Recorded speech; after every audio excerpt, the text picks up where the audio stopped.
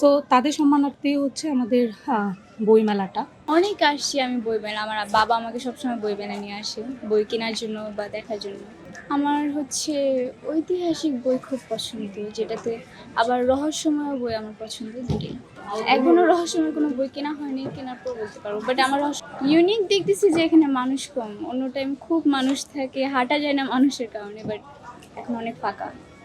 Gift করা হয়নি, but এমনিতে বইমেলা ছাড়াও এমনিতে আমার ফ্রেন্ডকে আমি বই গিফট করে থাকি।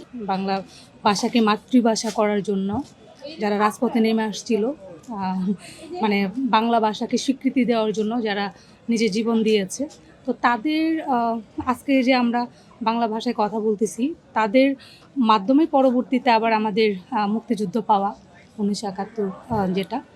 সো তাদের সম্মানার্থে হচ্ছে আমাদের বইমেলাটা। সো সব মিলিয়ে ভালো লাগে। আর ইতিহাস বলতে আসলে এখনকার বাচ্চারা তাদেরকে হচ্ছে ওই ইতিহাসটা যেন তারা মনে রাখে, তারা যেন ওই ইতিহাসটা স্মরণ করতে পারে, সেজন্যই আসলে বইমেলাতে নিয়ে আসা আর কি। যে বইমেলাতে তো এমনিতে ওরা আসে যে না বই কিনতে যাব, কিন্তু বইমেলাটা মূলত কিসের জন্য 21শে বইমেলাটা নাম দেওয়া হয়েছে এটা কিন্তু ওরা অনেকে বুঝে না। এই আর কি। ইউনিক বলতে আমার কাছে সবসময় একই রকম লাগে, আসি ও পছন্দের বই কিনে নিয়ে চলে যাই। আর একটা উৎসব মুখর মনে হয় যে না, সব স্টলে সুন্দর সুন্দর বই সাজানো আছে, নতুন বইয়ের গন্ধ, যেটা অনেক ভালো লাগে, যেটা ছোটোবেলায় পেতাম যখন স্কুল থেকে নতুন বই দিত। তো ওই ফিলটা পাই, ওইটা আমার কাছে অনেক ইউনিক মনে হয় যে নতুন বইয়ের যে একটা গন্ধ আসে সেটা। আমি অনেস্টলি আমি বই পড়তে এতটা পছন্দ করি না। আমি আর আমার মানে বাবাই বই দিশা এত বেশি বই পড়ে, মানে পছন্দ করি না বলতে গেলে হচ্ছে যে গল্পের বই হয় না, যে আমার আসলে ধৈর্য থাকে না, আমি হচ্ছে প্রথম পড়ি আর শেষে পড়ি। যেমন ওর বাবা আমাকে 2008 সালে একটা বই দিয়েছিল, আমি এখনো শেষ করতে পারি না। বইটার নাম কি ছিল? কালপুরুষ। হ্যাঁ, তো এখন আমি দিশাকেই বইটা দিচ্ছি, তুমি এটা পড়ে শেষ করবা।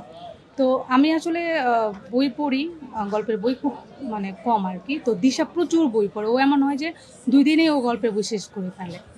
মানে এখনকার বাচ্চারা আসলে সব দিক দিয়েই হচ্ছে অ্যাক্টিভ, তারা সব কিছুই পছন্দ করে। আচ্ছা হ্যাঁ, 1952 সালে যে ভাষার জন্য শহীদ হয়েছেন, বাংলা ভাষাকে মাতৃভাষা করার জন্য।